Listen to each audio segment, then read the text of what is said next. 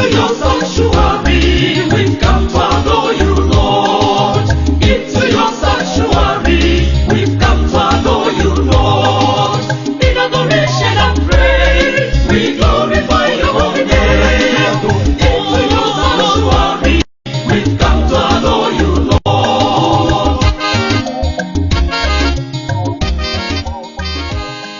In the name of the Father, and of the Son, and of the Holy Spirit. Amen. May the grace of our Lord Jesus Christ, the love of God, and the communion of the Holy Spirit be with you all. My beloved ones, we are today in Monday, being the 25th of May, in week 7 of the Easter season. Our reading will be coming from the Acts of the Apostle, chapter 19, verse 1 to 8. And our responsory psalm will come from Psalm 68, verse 33. Our gospel message will come from John's Gospel, chapter 16, verse 29 to 33. And the theme of our message today is that be of cheer, I have overcome the world.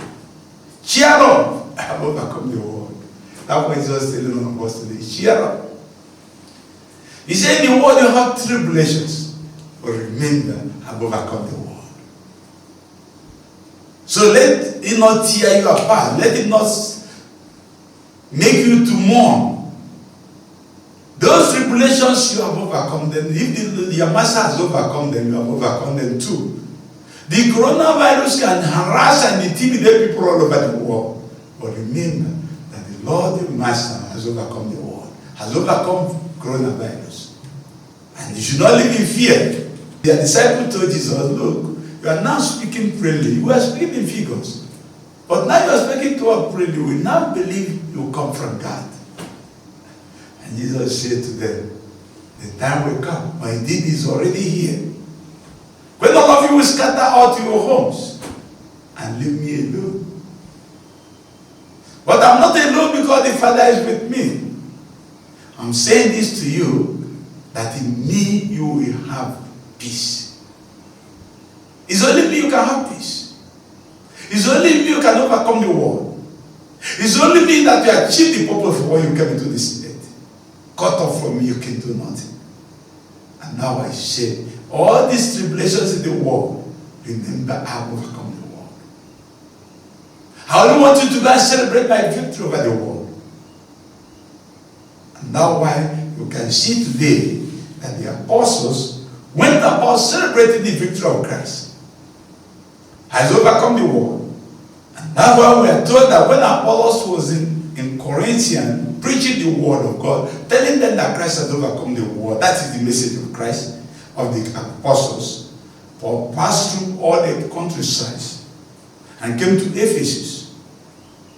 There he found some disciples and said to them, disciples of Christ. They are disciples of God.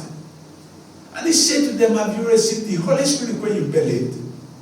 They said, we never heard about the Holy Spirit. And Paul began to tell them that they have received only the baptism of John, which is baptism of repentance. He's now asking them now to believe in him who he Peter will come. And when they accepted the message that they believe in him who is to come with Jesus Christ, they were baptized in Jesus Christ. And when Paul laid their hand upon them, they started speaking in tongues and prophesying. That I've overcome the world. You can see the apostles celebrating the overcoming of the world. People are now turning back to true life. No more in paganism. No more in terrorism. No more in tribalism or barbarianism. People are now citizens all over the world. You become a universal citizen. You become a universal personality. And that's why they were free moving from one place to the other, making disciples of Christ. Because the Christ you are following has overcome the world. It's not asking you to celebrate it. When Paul entered the synagogue, he was able to preach. About 3 months they are preaching boldly, agreeing and praying for the kingdom of God. No more kingdom of the world. No more kingdom of men. As you can see today, every person is claiming to be the world power. They want to run it over every person. And that can do anything to do it. And we're in trouble with the world. The people are in trouble because of them. Selfish interest, national interest, petty nationalism. things to put the world in jeopardy. How was seen us experience today? And Jesus is assuring us, in face of all this, we should remember that we overcome the world. That was the psalmist who understood that he has overcome the world say, you kingdoms of the earth, sing to God. All you kingdoms of the earth, repent and sing praises to God. You individuals that have been opposing the kingdom of God, stand up now and sing praises to God. He's the ultimate. He's our mean. In him we move and live. And we ask God to help us to understand this today, so that we live for him who has overcome the world, so that we can overcome the world ourselves too, through Christ our Lord. May the blessings of Almighty God be upon all of us, not the Father, not the Son, not the Holy Spirit. Peace be with you all. Into your sanctuary, we've come to adore you.